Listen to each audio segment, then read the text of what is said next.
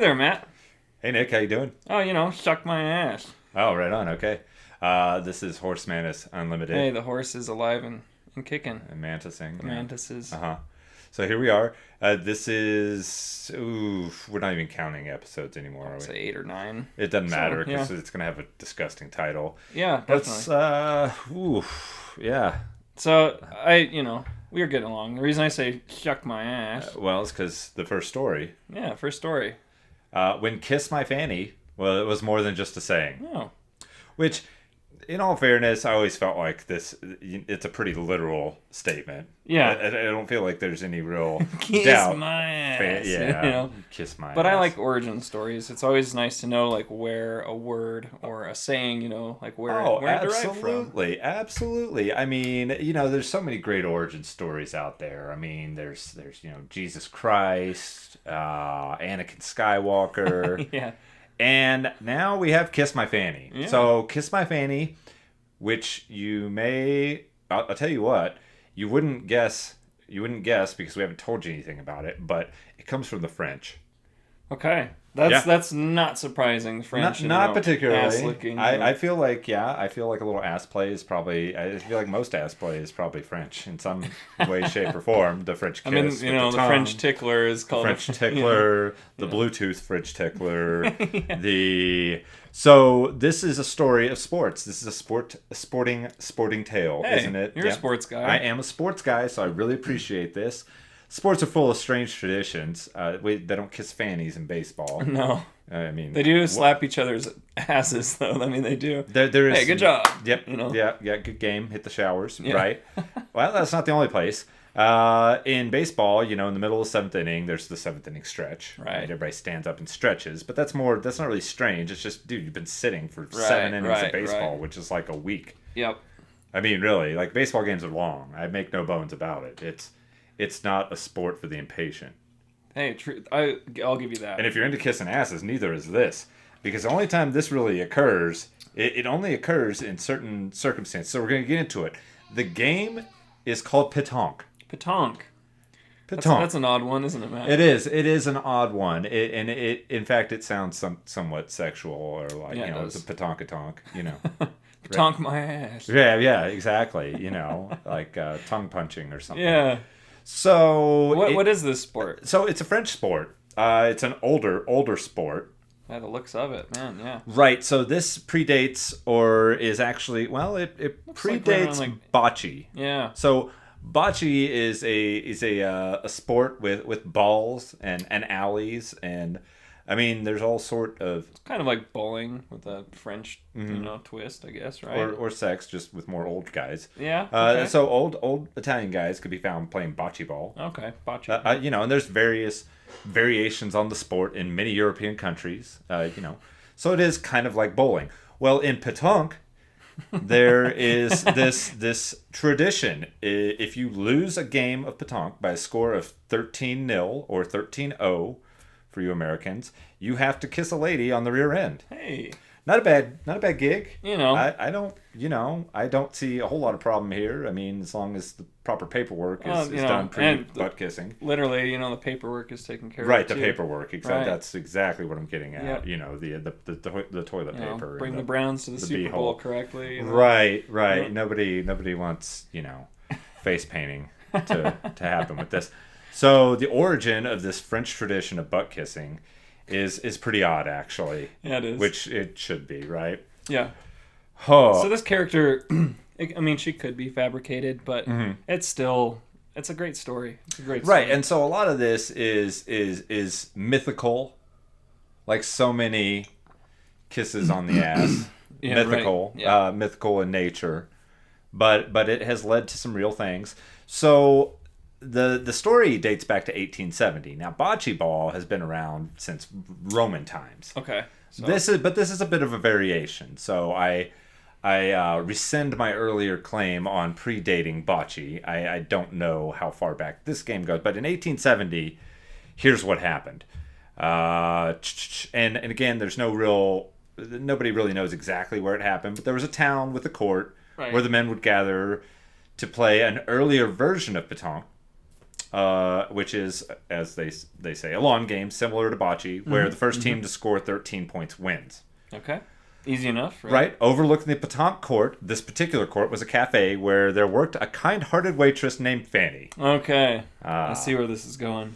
Right. This is like a limerick. Right? I mean, this starts like every limerick. Yeah, exactly. A kind-hearted waitress named Fanny. Yep.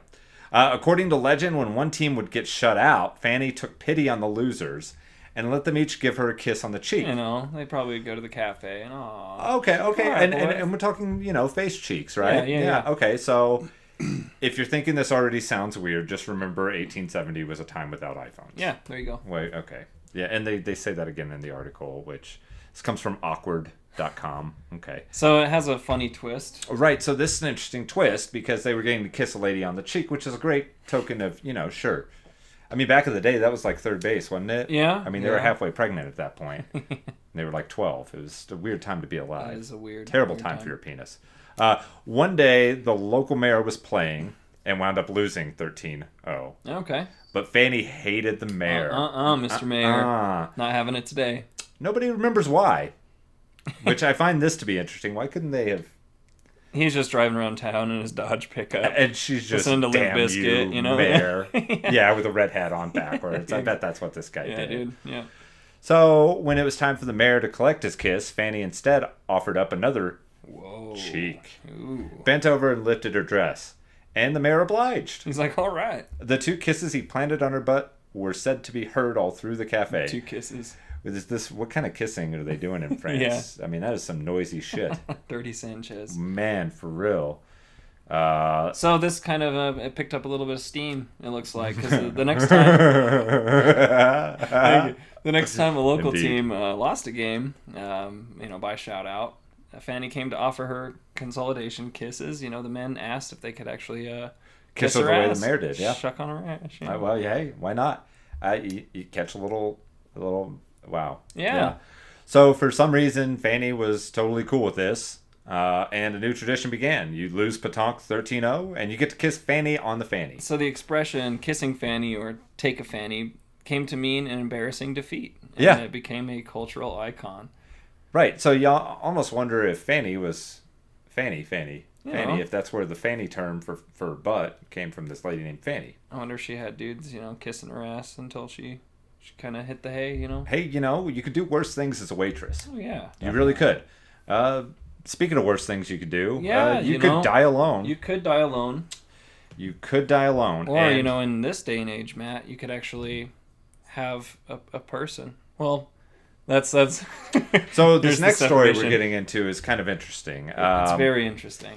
Comes to us from courts. So this gentleman has wow.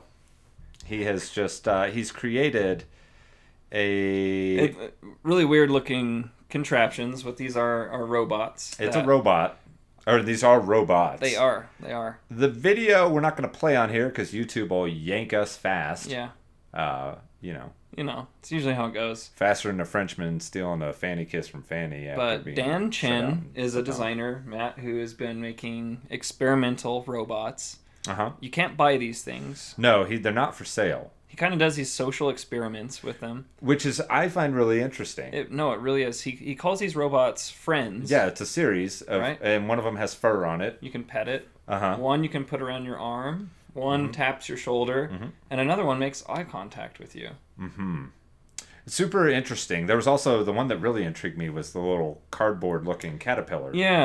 Yeah, the cardboard friend. Right, and so it's a series of these small cardboard boxes, and each of them is independently move. It looks like a cardboard caterpillar, but he removed any kind of natural possibility to it. Right. And what I found interesting about it is that people look at it and project their humanity onto it. Oh, so they would hold it as a baby or as a cat and pet it, and so you have all these people trying to make those robots. What was that one robot? It said, "Don't let this robot suck your dick." You remember those? Oh yeah. Yeah. Yeah, I do So remember. so people are making these human like robots, and there's this push for that, and this guy's going the other way with it. In fact, it makes it very clear that it's a robot. I mean, these straight up look like, your 1960, 1950 cartoons, with the 1980s high tech like DeVry Institute absolutely. ads. Yeah.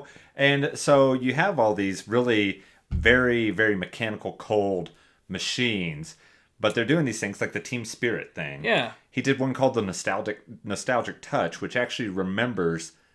It will record a memory of the way someone touches you, right? So that you can have the robot replay that touch on you. That's really interesting. It was inspired by his grandmother who passed away, and he apparently felt a connection, And so he made this and recorded her touch, but he never, he says in the video, he never actually, he created it and he never used it. That's really Which is interesting because it makes me think this guy is very highly ethical. Yeah, right. Even though he's doing these things with these robots that are very, very, very interesting. He talks about the way that humans have been kind of disconnected from each other and how we do so many things online and we're always interacting with tech. So here he is having tech like kind of. It's the yin to the yang. It's an interesting thing, and I like this question being asked. Should robots comfort the dying? Well, absolutely, and we do it already. I mean, life support. Well, life support, right? And so he had this one prototype that was built to comfort the dead, and you can hear it talk, or people that are dying in a hospital, alone, and the robot's like talking. We hope you will have a pleasant afterlife, and it's like. It's so robotic. It doesn't. He's not even trying to make these things humanoid. He's letting them be robots. Which it literally says, "Goodbye, my friend. We hope you'll have a pleasant afterlife." And, it's so cold and robotic. It's like, I'm sorry, you have no friends and are dying alone. Yeah. Which fuck you, robot. Yeah, dude. Wow. How about? But no, that's his whole point. It's like it's a robot. That's some interesting science there, man. Here's some other interesting science, Nick. Scientists inflated dead dolphin dicks to stimulate cetacean sex. Wait, what? Yeah, say that 7 times This is from fast. seriously. Cetacean sex. This is from Motherboard. Of course it is. The degree of coevolution is astounding. And so we have these two scientists posed with a very large set of dolphin gonads. That's before this I've never seen the entire male reproductive. I don't think I've ever seen a dolphin penis. Dolphin dick looks like a big tongue casserole. Yeah, that's a good way to put it. Like tongue casserole. That's one big ball. Why do they only get one ball? Yeah. The thing has like a brain. I don't know what that is. So what's going on with this story here? What the hell? Well, they're conducting a CT scan of a penis, Nick. Mm-hmm. So the article, right, let's get to that. The picture's pretty self-explanatory. Yeah. So it's hard to study how dolphins and other cetaceans have sex in the wild. Which Fair enough. Makes me wonder if they've studied how they have sex in, like, cheap hotels. Because, that'd be more easier for me to look at, I think, at this point. There in Orlando, Oh, we'll keep the light on for you. Think about it. They live out in the ocean, often far from shore, where scientists can't easily camp out and observe them at the critical moment. Fucking perverts. There are very few studies of the mating behavior of cetaceans because of these challenges. Dara Orbach, postdoctoral fellow at Dalhousie University, told me over the phone. I've done several of them, so I can tell you. Okay. The studies, not the dolphin boning parties. Good. Right, good. Dolphin boning parties.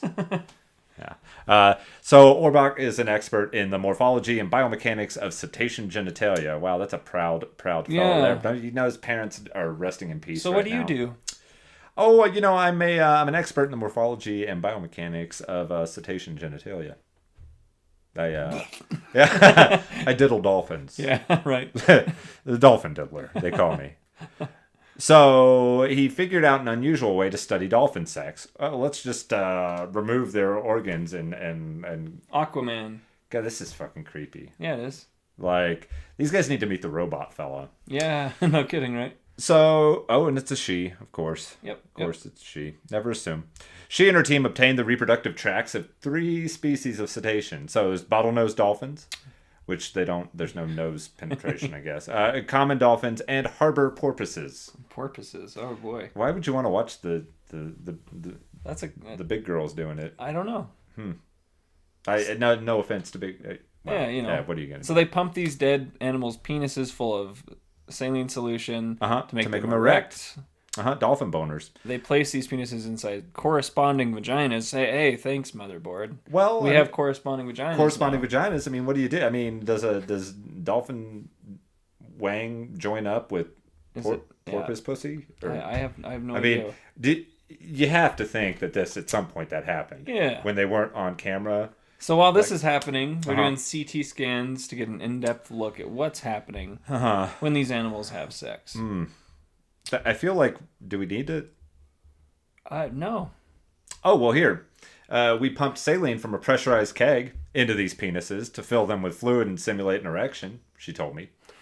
The animals' rigid penises were fixed in a formaldehyde-based solution so they wouldn't lose their shape before being inserted into the vaginas.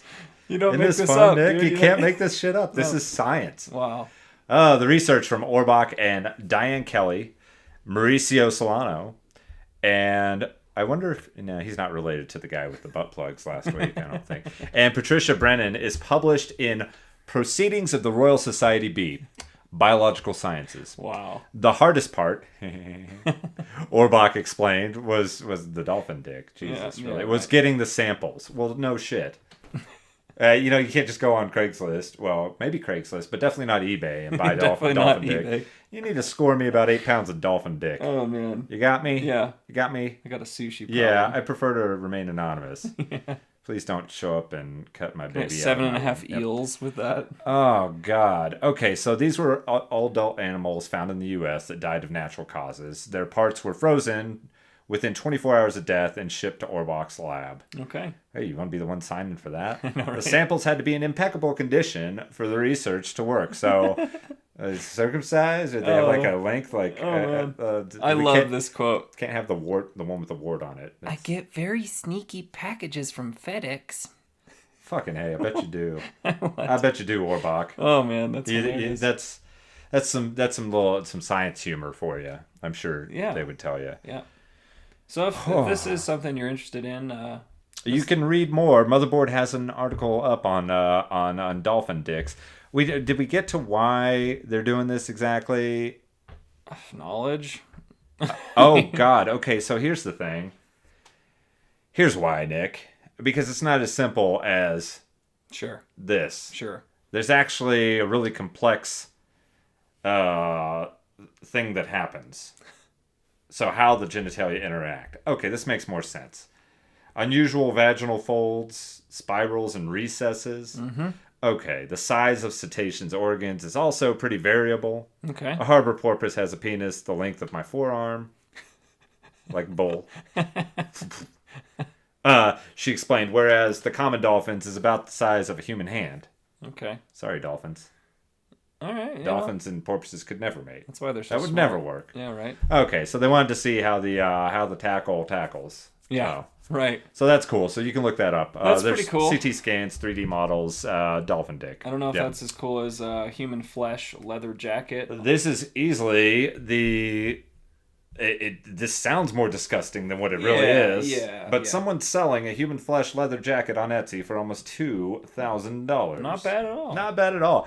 So I've checked these people out. They're Australian. Yep. And I'm amazed at the work they do. It's incredible. It is absolutely incredible. If that doesn't look like the human body all cut up and reassembled into all sorts of shit you wouldn't want to wear anywhere, I don't know what does. But it's actually not. It's made out of regular standard issue cow leather. Yeah. Cow leather. Mm-hmm. So is it considered cruelty to make... I mean, like... No way, man. Well, I mean, it's going to be a leather jacket anyway, right? Yeah. I mean, if you make it look like humans. You imagine walking around downtown with that. This thing is pretty fucking gnarly. I mean, you look at it and it's pretty... So you can check this out. Yeah. Hiptoro.com. And there's other stories about this. These people... this was from the 15th October.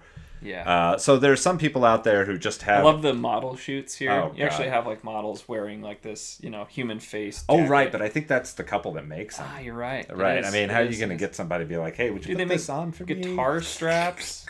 Right. The guitar strap's bitching. That is cool. Very, very cool. So they make leathers. Wallets. Let's say 100% human. 100% human, which is their brand, which, of course, it's not really human flesh. Okay, so there's some people out here who just have to have a seriously macabre outlook on fashion. And so these guys, they made this casual gothwear stuff, and it's human flesh. There's a leather jacket. There's hats. They've done a lot of like sets for movies, They have, and there's even my favorite piece is the human rug. Yeah, dude. The human rug, because Immaculate. it looks like a bear rug, but it's a human. Yeah. With an ass crack and all. Look at her. Yeah. Huh. Wow. I'll be damned. All right, I mean, man. is that really how? Oh, And with that, unusual folds indeed, Nick. suck my ass. Fanny.